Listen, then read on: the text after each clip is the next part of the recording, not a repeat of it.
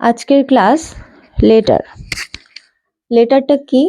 বাংলায় এটাকে বলা হয় বর্ণ, আর ইংলিশে আমরা এটাকেই বলি লেটার। লেটার কি?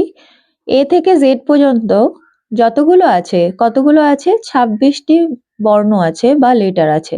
এ থেকে জেড পর্যন্ত প্রত্যেকটিকে এক একটা লেটার বলা হয়, একসঙ্গে নয় কিন্তু প্রত্যেকটিকে এক একটা লেটার বলা হয়। এ একটা লেটার, বি একটা লেটার, সি একটা লেটার, জেড একটা লেটার, এইভাবে মানে এ বি সি ডি এইভাবে প্রত্যেকটাকে এক একটা লেটার বলা হয়। এটার সংখ্যা কতগুলো? 26টি। এইবার আসি, আমরা না ইংলিশ যখন শিখবো, ইংলিশ গ্রামার, তখন এর সাথে সাথে যতটুকু পারবো বাংলাটা শিখবো, কারণ তাহলে আমাদের মনে থাকতে সুবিধা হবে, মানে মনে রাখতে সুবিধা হবে। লেটারের বাংলা হলো বর্ণ। বর্ণ কোথা থেকে এসছে?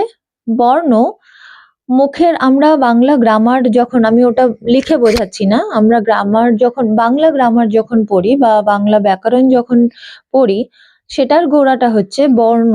আমরা এই যে এত কিছু তোমার ক্রিয়া, ভয়েস চেঞ্জ বা বাচ্য পরিবর্তন, বাক্য পরিবর্তন, ন্যারেশন, এই যে এত কিছু ইংলিশ বা বাংলা গ্রামারের এত কিছু শিখি, তার গোড়াটা হচ্ছে ইংলিশে লেটার আর বাংলায় বর্ণ।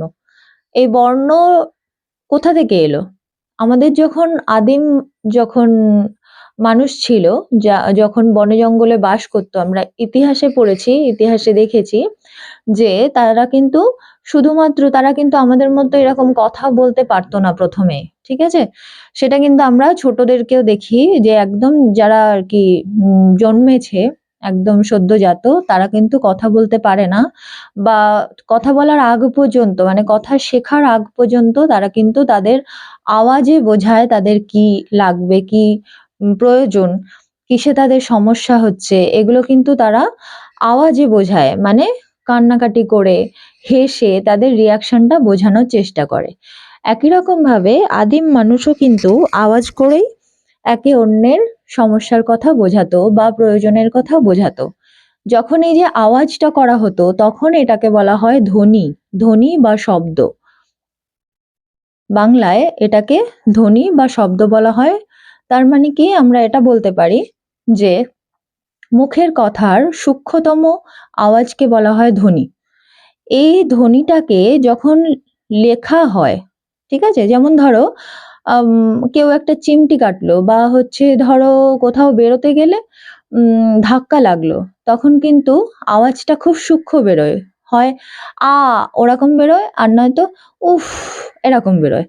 তো এই যে উফ, হ্রস্ব বিসর্গ, এইগুলো কিন্তু সবই বর্ণের মধ্যে পড়ে, বা মানে বর্ণের মধ্যে, মানে এটা ধ্বনির মধ্যে পড়ে। যখন ওটাকেই আমরা লিখিত রূপ দিই, উফ বা আ, ওরে বাবা, এই যে শব্দগুলো, এইগুলো কিন্তু ও রে বাবা, ও শুরুটা হচ্ছে, তার মানে এটাও কিন্তু সবই কিন্তু বর্ণ। ও রে, র বেরোচ্ছে, তার সাথে এ, তার সাথে ও রে, ব বেরোচ্ছে, তার সাথে আ, আবার ব, আবার আ, ঠিক আছে? তো এইভাবে প্রত্যেকটা কিন্তু এক একটা লেটার বেরোচ্ছে, প্রত্যেকটা এক একটা বর্ণ বেরোচ্ছে। যখন আমরা, মানে প্রত্যেকটা এক একটা ধ্বনি, সেটাকেই যখন আমরা লিখিত রূপ দিই, সেটাকেই বর্ণ বলা হয়।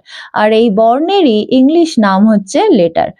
এইটাকে আমরা এইভাবে দেখতে পারি, ওটাকে আমরা ইংলিশ ফর্মে যদি করি ও, রটাকে আমরা যদি ইংলিশ ফর্ম করি তাহলে আর, এটাকে যদি ইংলিশ ফর্ম করি তাহলে ই হতে পারে বা এ হতে পারে, বটাকে যদি আমরা ইংলিশ ফর্ম করি তাহলে বি, আবার আটাকে যখন ইংলিশ ফর্ম করি তখন এটা হয়ে যায় এ বা ডবল এ, এ এ, ঠিক আছে?